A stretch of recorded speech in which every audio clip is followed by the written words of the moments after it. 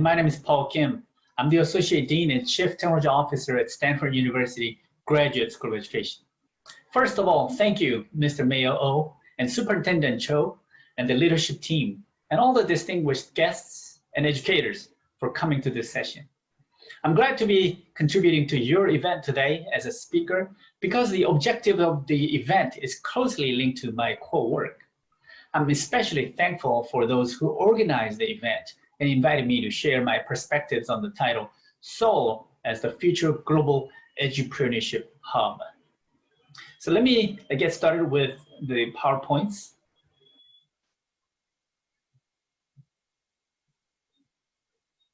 As a pilot who flies a variety of different airplanes, I always learn that there are many similarities between the aviation industry and education industry. In both industries, the more you learn, you realize that there is always more to learn. Learning has to be constant, otherwise you fall behind very quickly or fall out of the sky if you're not prepared. That's why we want to seek sustainable lifelong learning as the pathway for the future generation learners. For lifelong learning to happen, learning must be meaningful and enjoyable. The learner must know why they are learning, and they must have passionate goals and dreams to achieve for life. That's why I consider myself as a lifelong learner. No matter where I am, everyone must have a next goal. In my case, I'm going to be a bush pilot full-time when I retire. This keeps me motivated to stay as an educator and learner at the same time. The best learning experience is to make you feel you want to learn more, to do more meaningful work in your life. I'm happy to be flying with other pilots to remote villages of the world and deliver education programs and supplies. I hope my presentation gives you some situational awareness of the constantly changing global education ecosystem and helps you understand the growing opportunity we face today. Now let's get started with a little bit of my background. At Stanford, I'm responsible for leading a few different teams. For example, I oversee the Education Entrepreneurship Program, which invites education entrepreneurs from the industry to come in and advise our faculty and students on inventions, venture startup front, and funding opportunities. I also oversee the Digital Learning Innovation team dealing with developing and experimenting innovation courses and learning models. We develop and experiment on an array of AI-backed coaching services. I've been part of the Digital Learning Initiative, which fosters student entrepreneurship in digital learning. The Graduate School of Education at Stanford has had over 60 education technology startup teams in the last year. And so far, we have funded a dozen young startup CEOs on campus as a result. At Stanford, we have numerous funding and startup support clubs. So StartX is one of several student-run groups that promote student startups at Stanford. The president of StartX is a former student, and most of the members of the organization are former students at Stanford. Just to give you an idea, let me share some numbers. StartX gives an average of $11 million of funding to each student startup. Since their onset in 2009, they have funded over 700 startups and created a pool of companies worth over $26 billion in total. And these student companies created over 15,000 jobs so far. I have to remind you that StartX is just one of newly formed student-led organizations. There are other multiple student groups that fund student startups on campus. I think I can say that Stanford is probably the best place in the whole world for students to start a company. As we know, companies such as Yahoo, Google, PayPal, LinkedIn, Netflix, Expedia, and many more global companies came out of the Stanford community. And there are numerous companies continuously getting formed every month at Stanford. By 2012, companies started by Stanford members generated over $2.7 trillion. By 2021, it is expected that companies started by the Stanford community are now generating over $8 trillion annually. There is a much larger amount of revenues than the GDPs of many countries around the world, making it the third largest GDP if the Stanford community created companies were one country. What an incredible global impact that Stanford and Silicon Valley created so far. It has been a little over 20 years at Stanford since I first joined. Watching over Silicon Valley and seeing how fast things have developed has been an incredible flight for me. I've been asking myself a few questions. What can we do to transplant this highly entrepreneurial spirit in Seoul, Korea? What can Seoul do differently to make better entrepreneurial soil? How can Seoul's education system change to produce globally competent leaders? And more importantly, how can I help Seoul become the world's most entrepreneurial city, leading the global economy and 21st century digital culture with the most diverse and creative entrepreneurial minds? The answer is rather simple. Seoul needs a new education system, a new education system that systematically promotes diversity, creativity, and entrepreneurship. All these must start from establishing a new edupreneurship ecosystem. This way, the education system produces the most globally competent intellectual pool, and they secure their future jobs in the ecosystem, while the city of Seoul is leading a new wave of edupreneurship for the world. In this edupreneurship ecosystem, the most advanced education models, coupled with the advanced technologies, prepare future generation leaders for jobs that don't exist today. Producing the most meaningful and fulfilling digital learning experience is the rising commodity of the 21st century. People producing and commercializing it are the edupreneurs. Seoul has all the right ingredients today to make it a reality. In order to establish a thriving entrepreneurship ecosystem, Seoul needs bold leadership promoting diversity, creativity, and a culture of open inquiry. Also, Seoul needs a robust infrastructure and a new education supporting system that can accommodate the most innovative experiments to take place by its young generation of future edupreneurs. Also, Seoul needs partnerships with the leading global universities, corporations, and global funding sources that can make such a high entrepreneurial ecosystem possible. In terms of partnership with the industry, it is the same industry the newly created startups will join.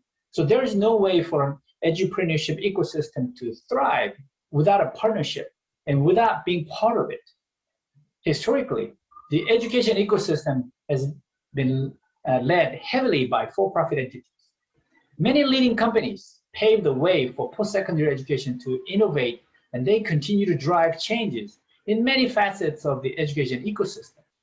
That's why it is important to understand and incorporate the right kind of a partnership to establish the most invigorating ultimate edupreneurship ecosystem. For this reason, let me give you an example of how for-profit education sector led the innovation drive and helped to create the digital learning economy we see today. I have to remind you that the rapid growth of digital learning economy has been fueled by several elements. One, by the advancing global network and interaction technologies. Two, by the growing interest in lifelong learning and DIY edu generations. Three, the rising creator economy driven by YouTube and social media-based entrepreneurs. Four, the pandemic.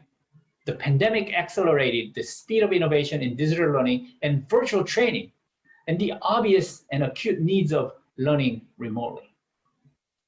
At this point, let's briefly go back in history and see how for-profit education entities have ignited innovation in the education ecosystem and led to the lifelong digital learning phenomenon of today.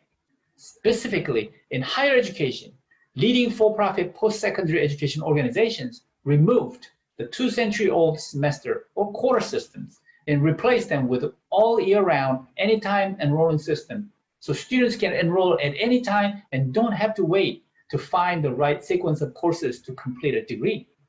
This simple change, which seems obvious to us, now is still one of the biggest barriers to today's learners who are attending traditional universities. And there are many more traditions and old practices that are just hindering elements for learners today. We must remove all the known barriers. Instead of thinking outside the box, it's time to get rid of the box. Overall, flexible schedule, personal concierge, accelerated learning tracks, data-driven academic advising, personally catered learning contents, instruction by industry experts are some of the advantages presented by for-profit education entities. Today's traditional colleges still don't have these adequately. That's why it is obvious that many traditional teaching colleges will disappear as a natural course of evolution. There's no need to save them or help them hang on to their lifeline when they don't lead with innovation. In the case of US, from the onset up to about 2010, online for-profit post-secondary education thrived, while traditional colleges didn't even recognize the coming waves of changes for a while. However, they saw the changing tides eventually. They quickly learned that digital online education was meeting the needs of an increasing new generation of students, and they started to tinker with online education because of the external pressure created by the for-profit sector, not by their own internal innovation drive. Perhaps they foresaw the future is going to be evolving around digital learning innovations, not from traditional brick and mortar classroom lectures. From 2010 and to the pre-pandemic, numerous events took place. For example, competency-based university systems, such as Western Governors University, saw drastic enrollment growth to over 100,000 students. Also, for-profit education companies, such as 2U, Pearson, Wiley, Noodle Partners, started to generate online education programs for colleges that could not otherwise create their own digital learning services. Nowadays, 2U alone is a $2.5 billion company listed on NASDAQ. Also, in early 2010s, a new form of MOOC has come to light, so-called Massive Open Online Course. Back then, provided high-quality university education programs to millions of students, and they're Coursera, Udacity, edX. They're no longer running open online courses today, but now operating as more of a for-profit skill development service providers that somewhat resemble university programs and courses without the bureaucratic administration processes of traditional programs. With a recent IPO on NASDAQ, Coursera is now a $5 billion company. Interestingly, edX, which was also a nonprofit entity in the beginning, has been sold to 2U for $800 million cash. I also developed and launched a MOOC named Designing a New Learning Environment course out of Stanford. This course attracted about 20,000 students from 170 countries around the globe. The unique elements of this course was in its team-based and project-based course. It integrated a quite sophisticated machine learning-backed evaluation model, which helped every student to become proficient in evaluating their peer team's projects. I believe evaluation is the highest level of a valuable learning activity. Therefore, in my MOOC, students learned by evaluating. Basically, they learn to evaluate by practicing with AI-guided practice sessions to best calibrate their evaluation skills. There are many more attributes to this model, but I will seek another opportunity to share them. For now, let's get back to the trends of digital learning in the past decade and see how they have been shaping the global digital lifelong learning community of today. In the midst of these incredible developments in the past decade, a separate and new breed of species of skill development companies emerged. For example, Udemy, Pluralsight, Lynda.com, and many other on-demand education services have seen extremely bright pathways forward. Lynda.com is now LinkedIn Learning, a subsidiary of Microsoft. Pluralsight got acquired by a private investment firm for $3.5 billion, and Udemy is expected to go IPO this year with an expected valuation over $4.5 billion. Now, these are not all the skill development digital learning companies in the post-secondary education market. There are other digital learning companies such as Simplilearn, Degreed, Trilogy, Envato, and Skillshare. Combining these up-and-coming e-learning companies, the digital learning market is to continue to grow to become $1 trillion market by 2027. Only a few years left. What's more interesting is that total global education market is $6.7 trillion. So the $1 trillion digital learning market is still a small portion, which is to only expand rapidly in the next decades. Some people predict that the largest internet company in the year 2030 will be an online education company. We know for sure this digital lifelong learning economy will only grow rapidly. This means we need to establish a massive edupreneurship ecosystem that produces competent talents and fuels the growth. Can Seoul seize the opportunity to take a substantial portion of the thriving $1 trillion digital learning market today? I strongly believe it can, and it should. Even better news is that it is expanding at a faster rate, and it will eventually reach a more than a $6 trillion market in the next 2 decades. From platform services to digital content services, there are many opportunities for edupreneurs in Seoul to participate. It's just that many people in Seoul are not fully aware of this rapidly growing digital learning global industry. If they can see it, I'm sure they will seize the opportunity. In order to make this happen, how do you change the education system from the early years of education in Seoul?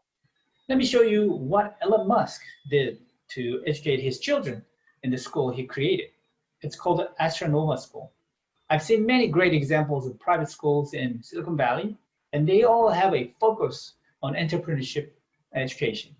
In the case of Astronova School, I have been even more impressed by their approach because their curriculum centers around entrepreneurship more than other schools. They learn to identify entrepreneurship opportunities, negotiate with parents, negotiate with the partners, and analyze the market, execute their plans, and present their learning experiences with the digital artifacts. In Korea, even college students would not have this level of entrepreneurship education. I have no doubt that these young children will grow to be like their parents.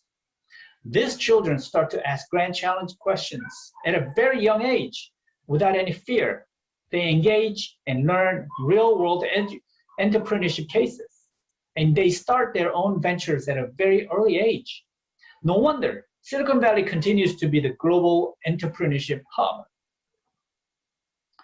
For an edupreneurship ecosystem to be successful in Seoul, it needs to receive a massive flow of young edupreneurs who are boldly creative and embracing diversity. The earlier the young children start entrepreneurship education, the better and the healthier the future edupreneurship ecosystem will be. As a part of an effort to prepare young children with the entrepreneurship inquiry skills and the better understanding of grand challenges, I have developed a program called Halo5. Halo5 is designed to incorporate UN's Sustainable Development Goal in its curriculum. From kindergarten to elementary school levels, students are learning to address grand challenges such as world poverty, pandemic, pollution, climate change, future food, etc. They work in teams to design and prototype solutions that can possibly address those grand challenges.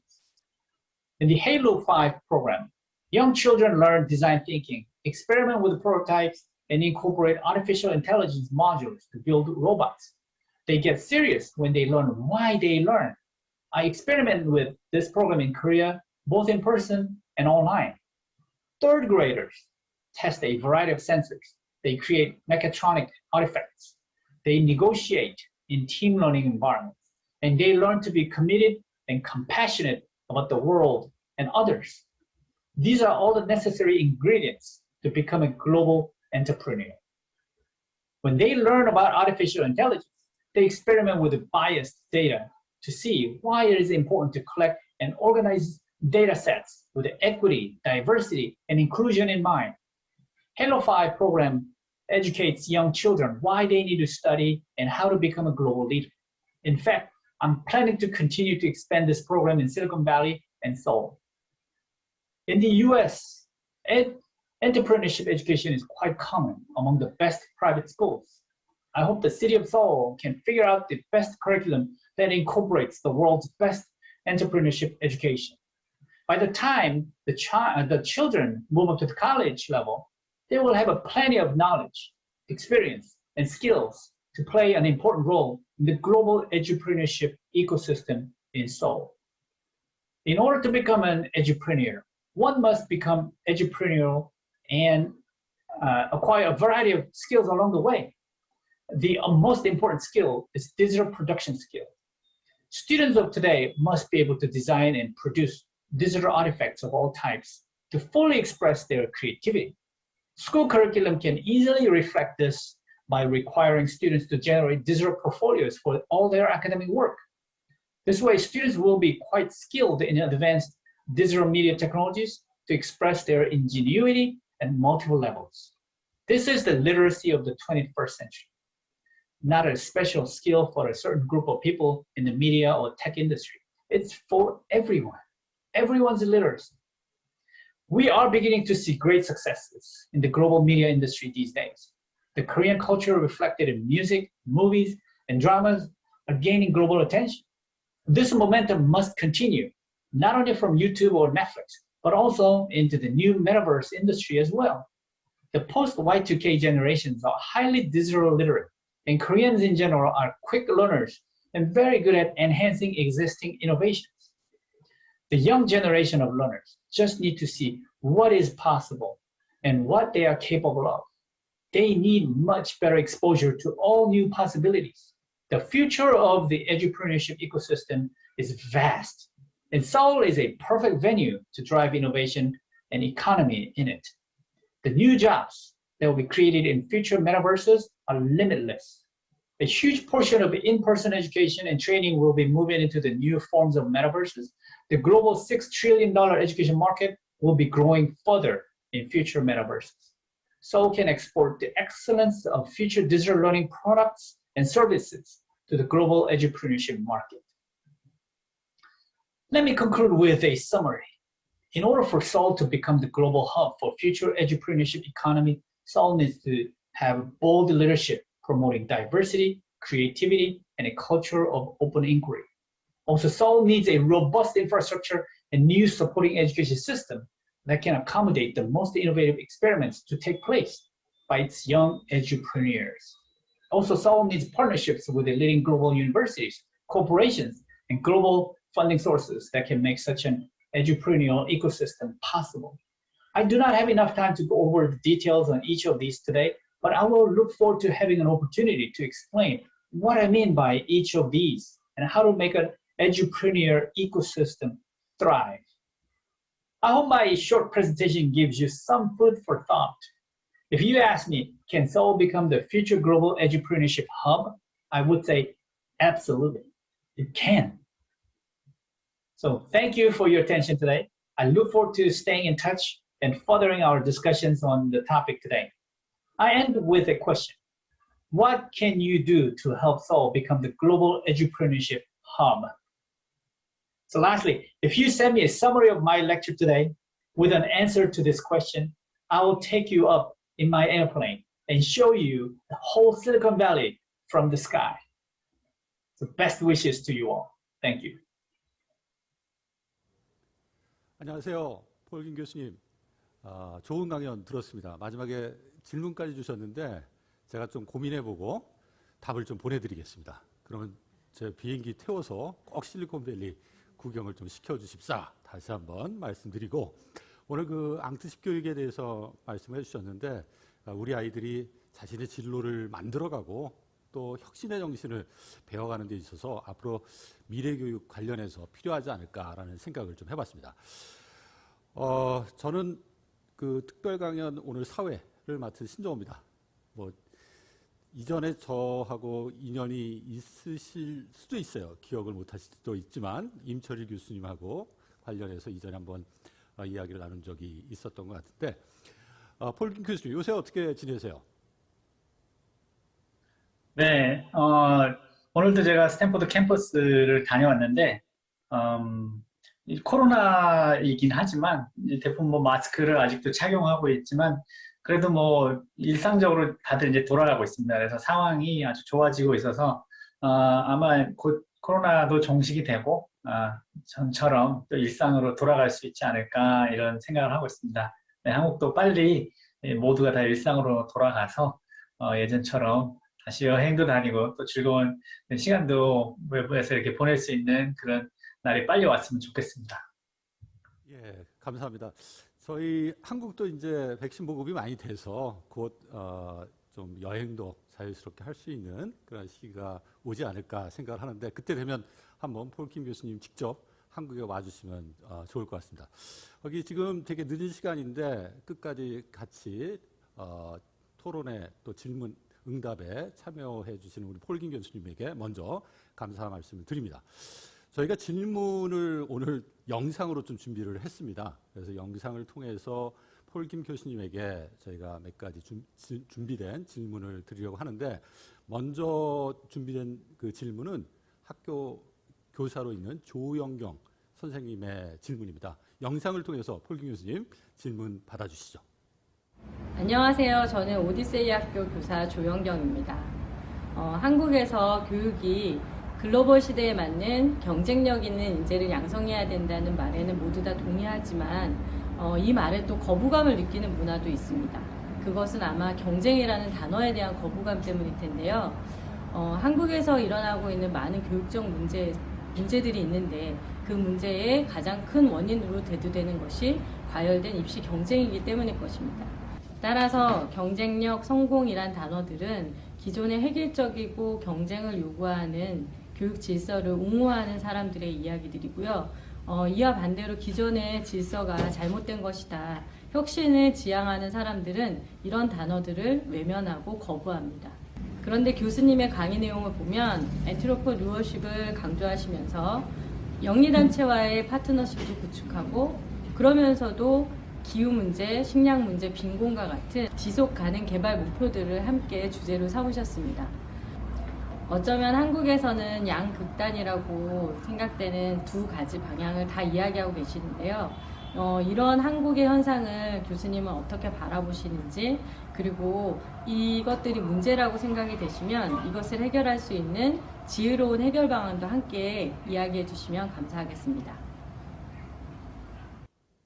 예, 영상 질문 보셨을 텐데 폴킴 교수님 답변 부탁드릴게요. 네, 아주 좋은 질문 해주셨는데요. 제가 볼 때는 그 경쟁의 대가가 무엇이냐가 아주 중요할 것 같습니다. 경쟁의 그 목표가 어떤 사회적 변화, 또 혁신, 더 나은 세상 만들기.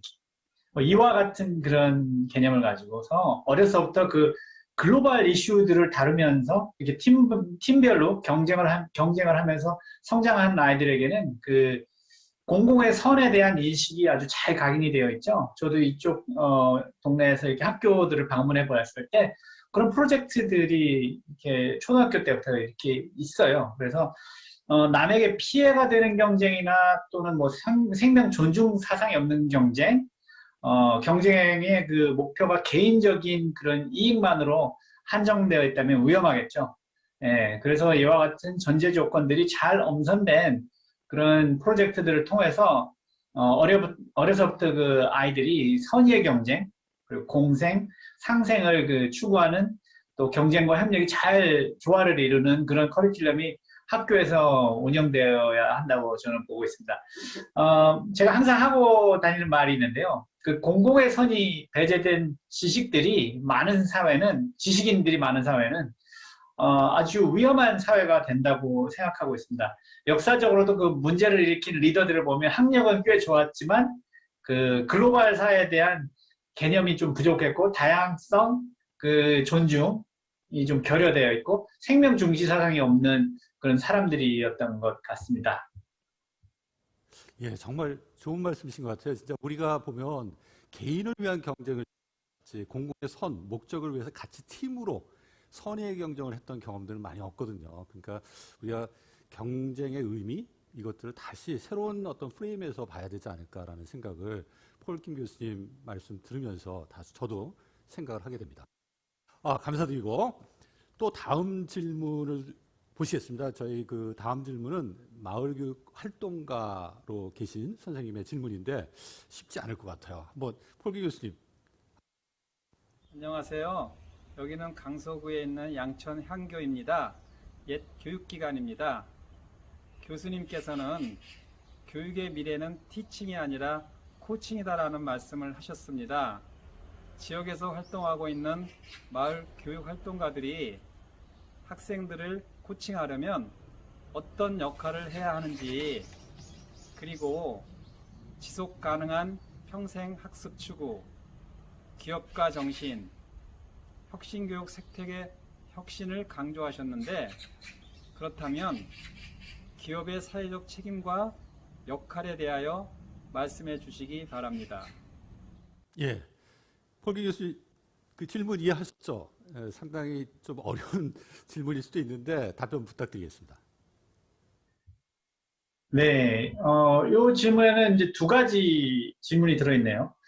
우선 그 마을 교육 활동가들의 그 학생 코칭 방법은, 마을에서 그 관심을 갖고 있는 이슈들을 프로젝트화해서 그 다양한 질문들을 가능한 많이 학생들이 할 수 있게 환경을 꾸며주는 게 좋을 것 같습니다. 저도 이제 그 스마일이라는 그 프로젝트로 여러 그 개발도상국에서 프로젝트들을 많이 진행을 했습니다. 하나 예를 들자면 뭐 남미의 뭐 원주민들 그런 지역에 원주민들이 살고 있는 그런 지역에 가서 이 스마일 프로젝트를 했는데, 그 마을에 갔을 때 그 많은 문제들이 있었습니다. 예를 들면 뭐 마약 문제, 또 소녀 미혼모 문제, 갱단 활동 뭐 이런 그런 문제들이 많이 있었는데, 그때 이제 동네 학생들하고 같이 그 워크숍을 하면서 쉽게 이해하자면 뭐 하브르타식 그런 질문법처럼 정말 많은 질문들을 그 스마일 시스템을 통해서 이제 생성하게 하고, 또 이제 서로 공유하고, 또 그 질문들을 평가하고 토론하는 시간을 많이 이렇게 가졌습니다. 근데 그런 활동을 하면서 학생들이 놀랍게도 그 아주 좋은 솔루션들을 많이 제안했던 기억이 납니다. 그래서 그 학생들의 그 수많은 그 가정적 질문들을 잘 파악해 보면 학생들이 갖고 있는 다양한 생각들을 이해할 수도 있고요. 또 그런 이해를 바탕으로 학생들을 그룹으로 또는 개별적으로 코칭을 잘 할 수가 있습니다. 한번 비슷한 프로젝트를 구상하고 계신 분이 계시면 연락 주시면 함께 진행해 보면 아주 좋을 것 같습니다. 그리고 두 번째로는 기업의 그 사회적 책임과 역할에 대해서 제가 보기에는 이제 그 대한민국도 이제는 좀 서서히 그 중요성에 대해서 스스로 인식해 나가고 있지 않은가 생각합니다. 전에 비해서. 그래서 예를 들면 이제 미국에서는 그 직원들의 그 복지를 생각하는 동시에 또 직원들이 의미 있는 일을 할 수 있는 자유 시간을 주거나 또 봉사 활동을 할 수 있는 기회를 많이 만들어줘서 또 그 직원들이 회사에 대한 자부심도 더 갖게 되고, 또 회사는 사회 혁신에 간접적으로 이게 참여도 하면서 회사 이미지도 좋아지고 모두 윈윈하는 이런 상생을 도모하는 그 모델이 여기 주변에는 꽤 많이 보이는데, 회사들이 이런 일을 스스로 하기에 좀 역부족인 면도 없지 않아 있죠. 그래서 이와 같은 일들이 많이 일어나도록 그 중간다리 역할을 해주는 단체들이 여기는 좀 있는데, 한국에서도 이와 같은 그 다리 역할을 하는 혁신단체들이 이미 많이 있는지는 제가 잘 모르겠지만, 그런 단체들이 좀 많이 나와서 이 중간 역할, 사회적 그 봉사활동, 사회적 혁신을 할 수 있도록 직원들이 참여할 수 있도록, 또 회사와 그런 커뮤니티를 연결해주는 그런 중간 다리 역할을 할 수 있는 그런 단체들이 많이 나오면 아주 좋을 것 같습니다.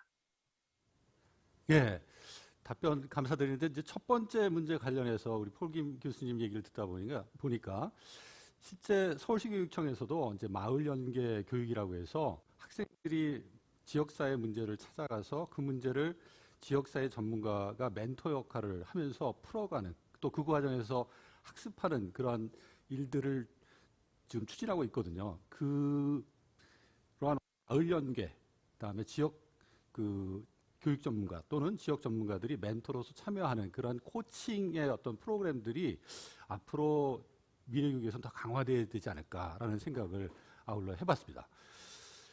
질문 다음 거는 제가 좀 드리겠습니다.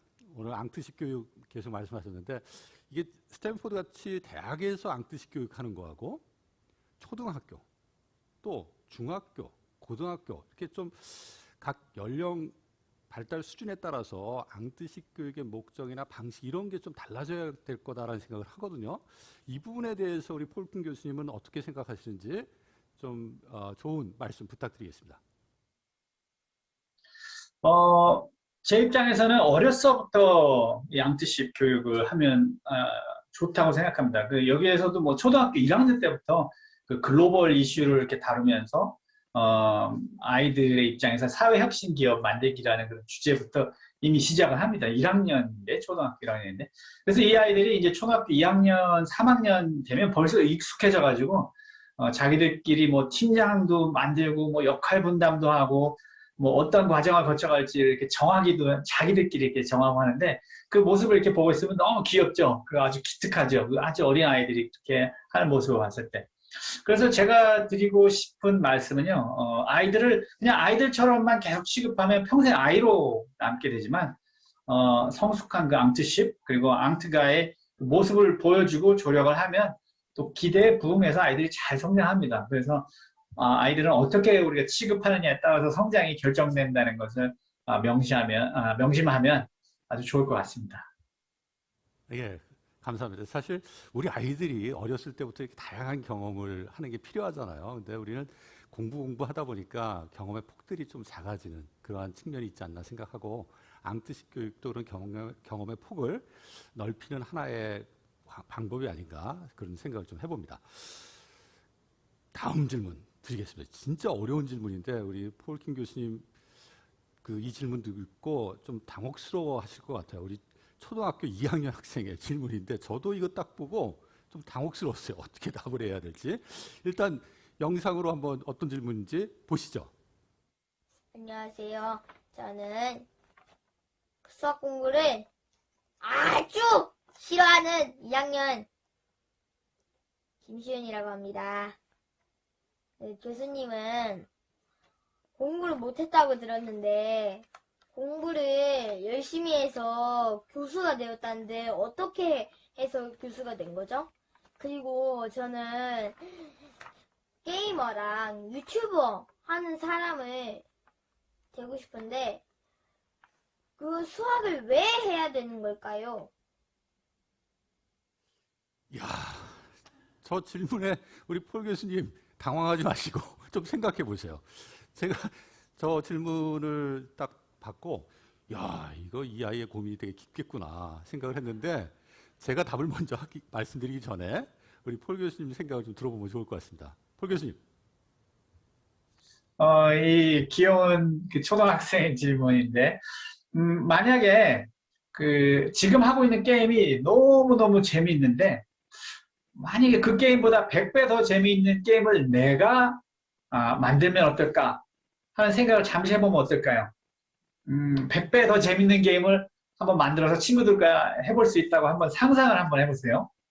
그러려면 뭐 수학을 좀 알면 그 게임을 훨씬 더 신기하게 더 빨리 만들 수 있다면 어떤 생각이 들까요?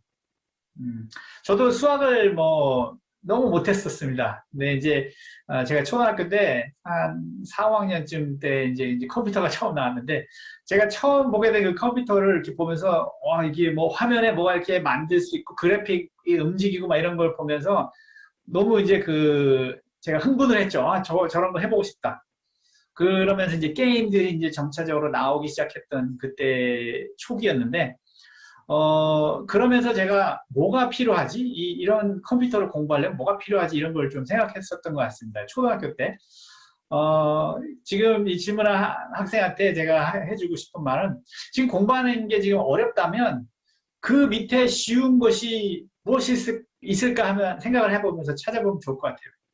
시간이 좀 걸리더라도 완전 기초부터 다시 이렇게 하면 어떨까? 처음에는 뭐 남들보다 좀 뒤처져 있을 수도 있고, 그렇지만 이제 점점 이게 어려우면 그 밑으로, 그게 어렵다면 그 밑으로 이렇게 해서 기초의 바닥으로 이제 가서 기초부터 이제 다시 이해를 해 나가다 보면 나중에는 남들보다 더 잘할 수 있을 것 같아요. 공부가 하기 싫은 이유는 재미가 없고 못하니까 이제 싫어지죠. 근데 괜히 어려운 것을 붙들고 난감해 할 필요는 없다고 봐요. 그냥 가장 기초가 되는 부분부터 할 수 있는 층으로 내려가서 다시 올라오면 된다고 저는 생각하거든요. 그래서 뭐 그게 지하 10층까지 갔다 오더라도 지금 5층에서 그냥 멈춰있는 것보다 나중에 훨씬 더 빨리 올라갈 수 있어요. 그래서 수학을 점점 잘하게 되면 나중에 할 수 있는 것이 훨씬 많아지죠. 네, 신기한 게임뿐만이 아니라 로봇도 만들고 드론으로 하는 게임도 만들 수 있고 아마 또 우주로 드론을 쏘아 올려 보낼지도 모르겠어요. 그래서 한번 믿고 지하를 갔다 와서 기초부터 잘 이렇게 재밌게 할 수 있는 그 층으로 내려가서 다시 올라오는 게 훨씬 나중에 빠르다. 네, 이런 답을 드리고 싶네요. 지금 폴 교수님 말씀대로 뭘 모르면 그 모르는 것을 알기 위해 그 전에 알아야 될 게 뭔지를 확인하고 그걸 완벽하게 자기 것으로 한 다음에 그 다음에 내용에 도전하게 되면 그 내용을 쉽게 이해하게 되면 좀 재미가 생겨요. 그러니까 수학이 어렵다고 생각하는 경우에 지금 2학년이잖아요. 1학년 때 배웠던 수학 문제들 다시 한번 점검해 보는 것도 필요하고 저는 또 다른 얘기 좀 드릴게요. 게임 좋아한다니까 수학 문제를 게임 그 퍼즐 풀듯이 해보는 거예요.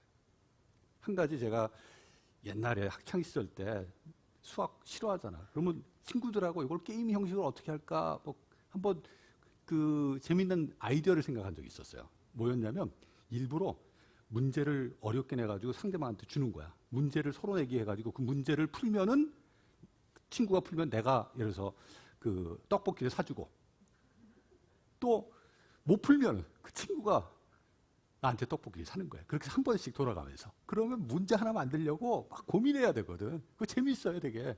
한번 해보세요. 그 다음에 수학 공부 싫어한다는데 아까 게이머를 하기 위해서 또 게이머 이후에 자기가 게임을 만들기 위해서 수학을 공부해야 한다라고 폴 교수님이 말씀하셨는데 그것도 좋은 말씀이시고 게임을 잘하려면 전략적 사고, 이 어떻게 얘를 이길 건가 상황들을 다 분석해서 그 전략을 잘 짜야 돼요. 그 전략을 잘 짜려면 하나하나 구성 요소들 간의 관계를 파악하고 요 관계 속에서 내가 어떻게 해야겠다라고 하는 판단을 자꾸 연습하는 게 필요하거든요. 수학 문제가 그런 거야, 사실은. 그런 관점에서 내가 게임을 잘하기 위해서 수학을 잘할 필요가 있다. 이렇게 한번 생각해 보세요. 그리고 나중에 이제 좀 커서 중학생이 됐을 때 학문의 즐거움이라는 책 한번 읽어보세요. 그 수학자 히로나카 헤이스케라는 사람이 쓴 책인데 이 사람도 수학 되게 싫어했어. 근데 중학교 때부터 수학 공부를 시작을 해가지고 나중에 수학 분야의 노벨상이라고 하는 필드상을 수상해요. 그다음에 일본 토종인데 하버드 대학 교수를 합니다. 이 사람이. 근데 그 책에서 뭐라고 하냐면 왜 자기가 수학을 좋아했느냐? 이 생각하는 거. 이 생각하게 하는 데 있어서 수학 문제만큼 좋은 게 없더라.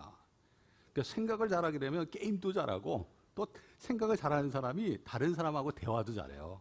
그러니까 야, 수학은 내가 생각하는 힘을 키우는데 가장 좋은 친구다. 한번 이렇게 생각을 해보고 한번 수학에 도전해보면 어떨까 하고 나중에 중학교 들어가서 학문의 즐거움이라는 책 꼭 한번 읽어보세요. 네, 우리 폴긴 교수님 답변 감사드리고 제가 사회자인데 괜히 주제 넘게 여러 말씀을 드린 것 같습니다. 좀 늦은 시간인데 마지막 질문 하나 더 드릴게요. 학부모 질문입니다. 그 학부모님이 갖고 있는 고민을 우리 폴긴 교수님에게 물어보셨는데 한번 보시죠. 안녕하세요, 교수님. 저는 학부모로서 교수님께 질문을 드리겠습니다. 얼마 전 교수님께서 TV 출연을 하셔서 말씀하신 내용이 매우 인상적이어서 기억이 납니다. 진정한 교육 혁신이란 모든 배우미들이 각자가 타고난 능력을 발휘할 수 있게 도와주는 것이라는 말씀을 하셨습니다. 이 말씀에 학부모로서 매우 동감합니다. 그러나 제 마음속에는 학부모로서 이중적인 마음이 들 때도 있습니다. 가끔은 우리 아이들을 위한 교육보다는 내 아이 하나만을 위한 교육을 생각할 때도 있거든요. 교수님께서 TV 강의에서 내 아이가 좋은 일을 할 수 있도록 도와주는 교육이 세상을 교육시키는 것이라는 멋진 말씀을 하셨는데요. 오늘 강의를 듣고 있는 저처럼 흔들리는 부모님들이 중심을 잡을 수 있도록 우리 아이들의 교육의 목적은 무엇이어야 하는지 교수님의 좋은 말씀 부탁드립니다. 예, 이게 참 저한테도 해당하는 질문인 것 같아요. 저도 교육자이지만 동시에 또 학부모잖아요. 우리 폴긴 교수도 마찬가지죠. 어떻게 생각하시는지 답변 부탁드릴게요. 배움이라는 것은 그 자라나는 학생들뿐 아니라 저희 모두에게 그 죽을 때까지 필요한 것이죠. 저희가 오늘도 뭔가 배우지 않고 있다면 저희가 잘 살고 있는지 한번 확인이 필요할 것 같습니다. 그래서 끊임없는 호기심을 갖고 시험을 해보고 뭘 만들어보고 그래야 이제 살아있다는 것을 확인하는 또 우리가 즐거움을 거기서 찾을 수 있어야 저희 인생이 좀 의미가 있겠죠. 그래서 이 배움의 그 즐거움을 아이들이 빨리 깨닫고 스스로 배우고 싶은 것을 찾게 하는 것. 그것이 아주 중요하다고 저는 생각합니다. 그래서 저희 어른들의 역할은 아이들이 배우는 것이 재미있게 도와주는 일이라고 생각을 하고요. 그것도 이제 평생 새로운 것을 배우고 도전하도록 도와주는 일이 이제 저희들의 역할이죠. 그래서 교육을 뭐 단지 대학 입학을 위해서 뭐 취직의 수단으로 이렇게 여기게 되면 아이들은 그 배우는 것의 재미를 잃게 되고 또 싫어하게 되죠. 예, 그래서 아이들을 이렇게 주의 깊게 잘 관찰하면 아이들이 무엇을 좋아하고 무엇을 잘하는지를 알아낼 수가 있는데 그 수많은 이제 그 아이의 그 관심거리들이 여러 가지가 있겠죠. 근데 뭐 하나만 보여주고서는 그걸 알 수가 없습니다. 그래서 뭐 미술관도 데려가 보고 뭐 낚시도 데려가 볼 수 있고 캠핑도 가볼 수 있고 뭐 자동차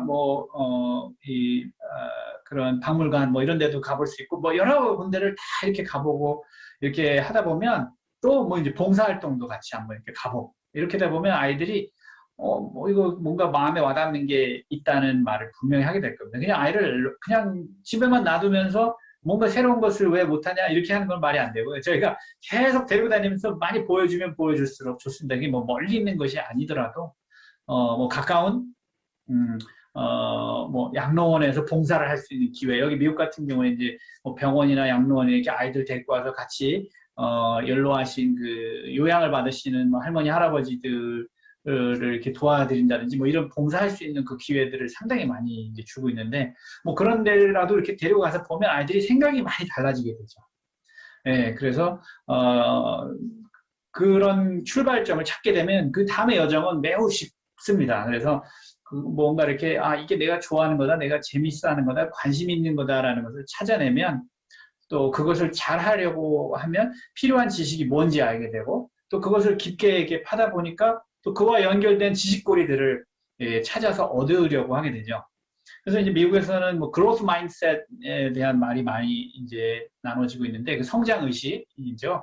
그래서 이 성장 의식을 갖게 하고 더 나은 것을 원하게 하고 또 혁신을 추구하게 하는 이런 것들이 일상이 되다 보면 아이가 자라면서 세상을 볼 때 모든 것을 하나하나 새로운 가능성을 타진하게 되면서 이렇게 보게 되죠. 이 세상은 어차피 혼자만 잘 돼서는 잘 될 수가 없게 되어 있는 구조이죠, 이 세상이 이미. 그래서 어차피 절대 혼자만 잘 돼서는 잘 될 수가 없으니까 함께 나누면 배가 되고, 함께 지혜를 합할 때, 더 나은 세상이 더 빨리 만들어지고 유지된다는 인식을 어려서부터 갖도록 도와주면 좋을 것 같습니다.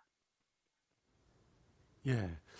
대단히 소중한 말씀 감사드리고, 사실 우리 아이 하나가 한 개인 아닙니까? 소중한 생명체잖아요. 그 생명체가 자기의 꿈, 자기가 원하는 것들을 찾아갈 수 있도록 학교나 부모들이 지원해 주는 것은 반드시 필요하지 않을까라는 생각이 들고, 자기의 꿈, 자기가 원하는 걸 찾아갈 수 있도록 다양한 경험들을 만들어주는 것, 체험할 수 있도록 지원해 주는 것은 되게 필요하지 않을까 생각합니다. 그리고 한 가지 지금 폴긴 교수님 말씀하신 것 관련해서 그로스 마인셋이라는 말씀하셨는데 조금 제가 추가로 설명드리면 우리 능력은 노력하면 얼마든지 향상될 수 있다라고 하는 개인적 신념이에요. 근데 우리 학생들 보면은 되게 패배의식에 쩔어 있어. 경쟁에서 자꾸 지다 보니까 내가 할 수 있을까?